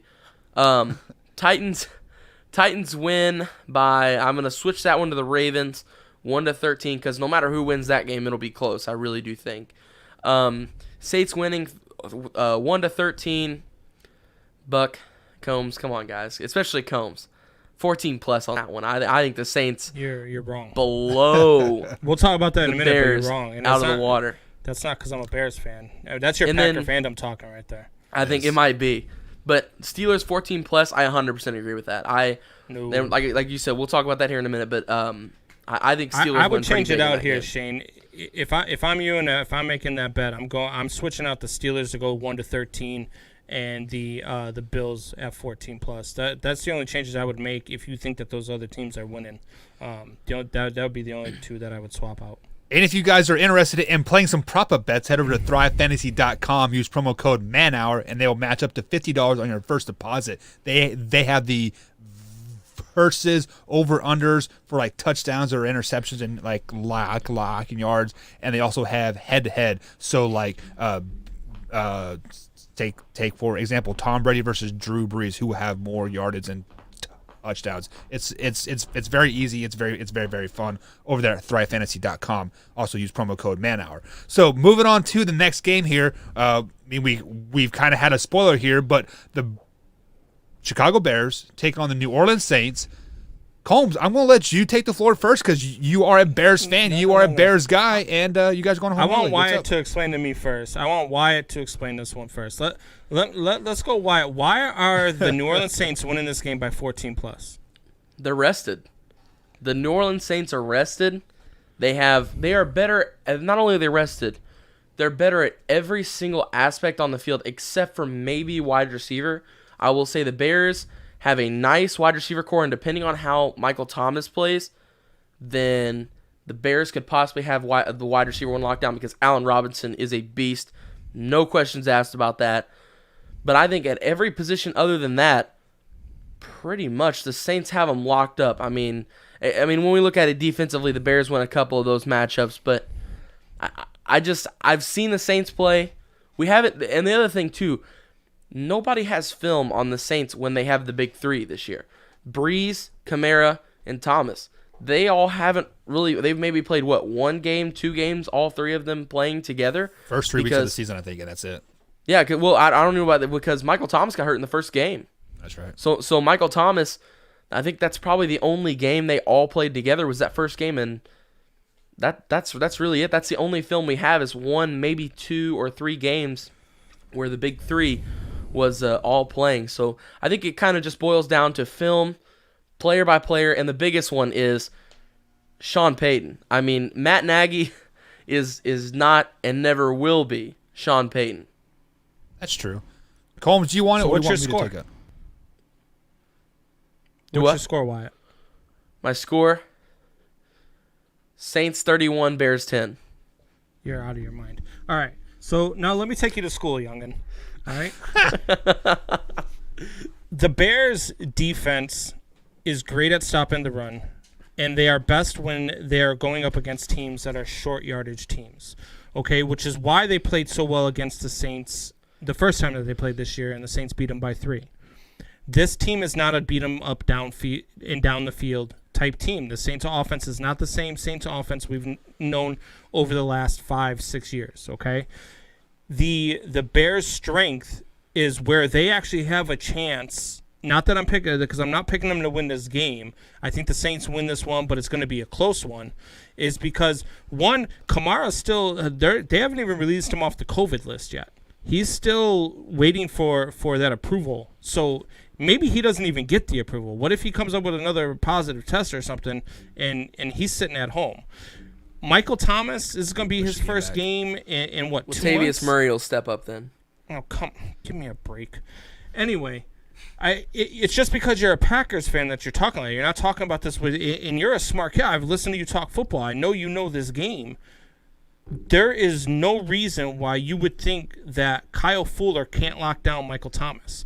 There is no reason why you don't believe that this Bears secondary can stop them from getting over the top. This is going to be a game that is won in the trenches, and this is going to be a game that is won by the Saints, but in a close one. The Bears are going to put up a fight. The Bears do have an opportunity to pull this one out, and the Saints' weakness is mobile quarterbacks. And look, I'm not a Mitch Trubisky guy. He's been playing better over the last 4 or 5 weeks, but he is just that. Mitch Trubisky is best when he is rolling out and when he is using his legs. That is Mitch Trubisky's strong suit. So everything right here lines up for the Bears to be able to pull off an upset. But in the end, I think that it comes down to a final drive, and I think that Drew Brees does find a way to get it done by a field goal. And my worry is not necessarily at all anything to do with Chicago's defense. I know how dominant they can be. I mean, what was it? 2 or 3 years ago that they had more interceptions than they allowed passing touchdowns. I know how dominant that secondary is. Eddie Jackson is a dog. Kyle Fuller is a dog. Roquan Smith and Danny Trevathan are great middle linebackers. And then you have the defensive line as well with Khalil Mack.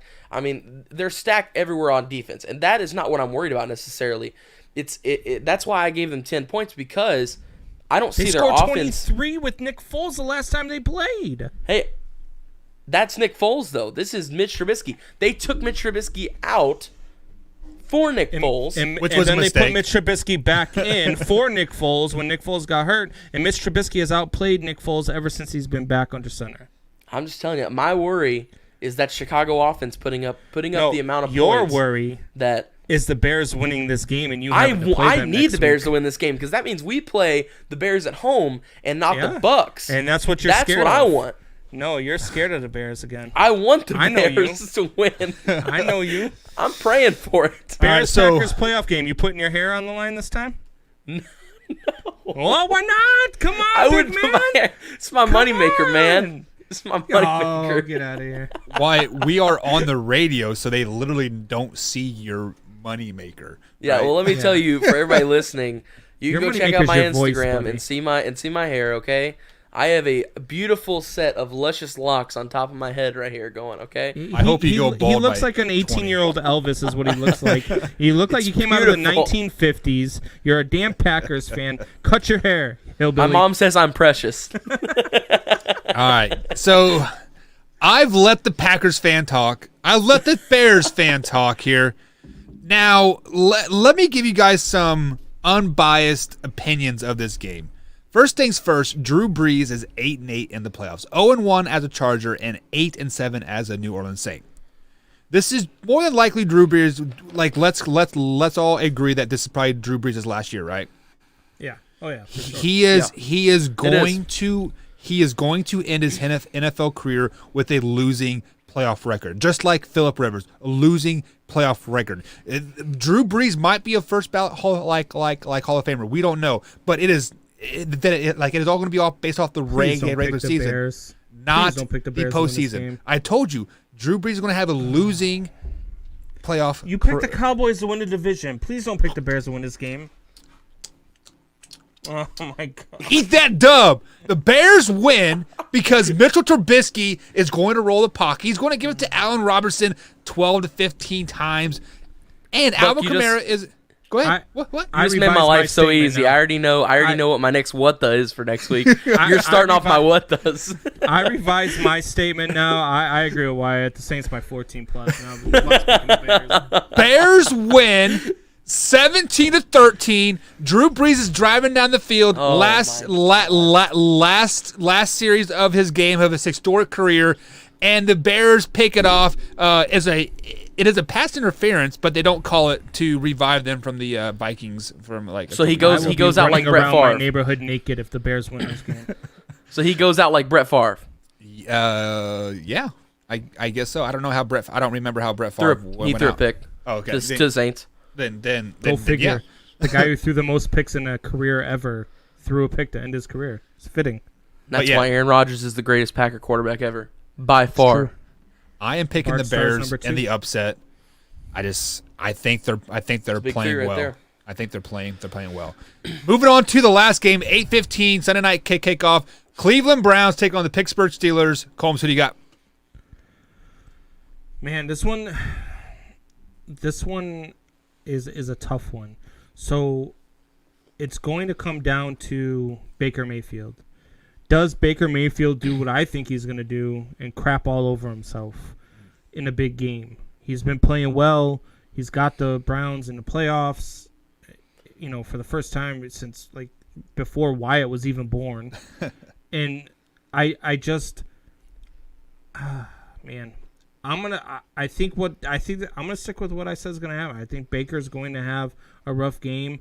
All the stuff they've been dealing with COVID and all that other stuff that they've had to deal with. I'm going to go with the Steelers here, and I'm going to go 27-17. Wyatt, who do you got? I'm going with the Steelers as well.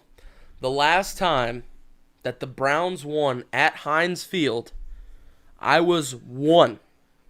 I am 18. So that was 2011? They're starting the Browns starting quarterback Baker Mayfield. The last time that the Browns won a game at Heinz Field was 8 years old. It's not happening. The Steelers are too high powered for them, and we saw it last week. The Steelers almost won that game with their back with Mason Rudolph, the guy who has a dented head. I think he had PTSD whenever he saw Myles Garrett walk on the field. That shouldn't have even been a game, and it was. And that is simply why I'm telling you there is no way that the Browns can win with this win. Hey, Wyatt, when we say stuff like, the last time the Bills won the East, Josh Allen wasn't born yet, or if Buck or I say, the last time they did this was when I was 5, that's impressive because we're old. You're like 12. So if you say that was like when the Cubs won the World Series in 2016, and my son, who was 12 at the time, says, I waited my whole life for this. And I just looked at him like, shut up. I don't even want to hear it. So it's not as impressive when you say I was 1 because, when were you 1? What was that? You don't even know. You weren't even in the 1900s, right? No. You're a 2002, baby. Yeah. Wow. You weren't even born when our world changed. Our world got turned upside down, and you were still in your daddy's ball sack. Like that is crazy to me just to even fathom, right? So, are you a junior, Wyatt? Wyatt, are you a junior? No, I'm a senior. Oh no. I meant, are you Wyatt Jr.? Like, is your dad Wyatt Sr.? Oh, no, he's a Wyatt Sr. My dad is the Chuckster. His name's Chuck. I sent my son Brandon Combs Jr. a meme the other day that says kids with the name Junior after their name have to deal with the fact that at one point their mom moaned their name. Jesus Christ. Wow. And with that note, and moving on. My grandma's watching, when, guys. Wyatt You was gotta like, chill a little bit. oh man, I'm sorry, Nana. I love you. I don't the- talk like this. They're just bad influences. I promise. I am picking the Pittsburgh Steelers in this game. I was going to go with the Cleveland Browns if they had their coaching staff intact, but they did have more positive cases within the Browns team earlier today, if I'm reading that report correctly. So the Browns will be playing with their practice squad players like at this point. So I'm picking the Pittsburgh Steelers. And I'm picking them to win by 10. It's going to be 27-17. I think the Cleveland Browns score a couple late touchdowns just to make it not Same look score so I bad. had. 27-17. Yeah. So now I know I'm wrong. So with that being said, guys, like I said, I saw some news earlier today that there were a few more positive cases within the Browns organization of COVID-19. Do you think there's any opportunity that the NFL moves this game back so it's more a competitive game, Combs? I don't know. I mean, I guess it depends on what they're looking at. I mean, is it Baker Mayfield, Nick Chubb? I mean, is it the players that are are going to make a difference in this game, then I think the NFL has to consider it. I mean, you can't. This is the playoffs, man. This is win or go home, and to force a team to play during this Question pandemic. comes. What? So you'll give Cleveland the nod and say that they can't be competitive without their starters. But if Ohio State needed a nod because Justin Fields was out, you'd throw them to the fire? Ohio State already got 2 nods. One, they got the nod to even be in their conference title game, which they didn't deserve to be in. And then they got another nod to let the players play sooner than they should have been playing after testing positive to play in that college football playoff game. So what are you talking about? They've already got 2 nods. So what are you going to do? First nod. Keep throwing them bones? No, the first nod does not Christ. count. Michigan forfeited that game because they knew they couldn't beat Ohio State. Doesn't matter. A, Did they have and 6 wins? B, huh? Did they have 6 wins? Because of Michigan. If they'd have played Michigan, wouldn't they have had 6 wins? Who knows? I mean, that Michigan. Oh, come Ohio on State, now, Cole. Michigan Ohio State is always Cole an Hassan upset would have alert. kicked the last second field goal to beat Ohio State. Jim Harbaugh has not beat Ohio State one time ever in his career at Michigan. It's never happened. So I can promise you on this year, their down year, their worst year, it was not happening. And we interview Zen, and we're going to be interviewing him every week. And that is the only thing I do not like about this kid is that he is now making me root for Ohio State. That's the only thing I don't like about Zen. So, hey, just some spitballing some ideas here while we let me go ahead and get the 2-minute warning playing here because we are to the 2-minute warning here on the man hour, guys. We now me and Wyatt both know kids that one goes to Michigan and one goes to Ohio State. Cole Hassan is a kicker at Michigan, and then Zen is a offensive lineman at Ohio State. Should we have them both on the week that Michigan plays Ohio State? Just Yes. just at to the kind of same stir time, it Yes. up a little bit. Oh my God, yes. Yes. So I will start to plug and get in Cole's ear a little bit and see if he can't jump on the man hour with his guys. Like that would be the ultimate rivalry, right? Like, Did they play together at Yeah. Floyd Central? yeah. Okay. So that'd be fun. so Cole was a freshman at Michigan this year. So they are a year apart. So Okay. all right, guys. So that is going to be it for the man hour. Just to run through our picks again, you guys can check us out on the clips. I'll update our picks on the YouTube page starting tomorrow at 8 a.m. We upload clips every 3 hours, 8 a.m. Till 5 p.m. obviously. So about 4 or 5 clips a day. You guys can check us out over at youtube.com/manhour. Hit that subscribe button and the bell icon. You'll get it every time it comes on. Combs, any closing thoughts? Man Hour Nation, rise up.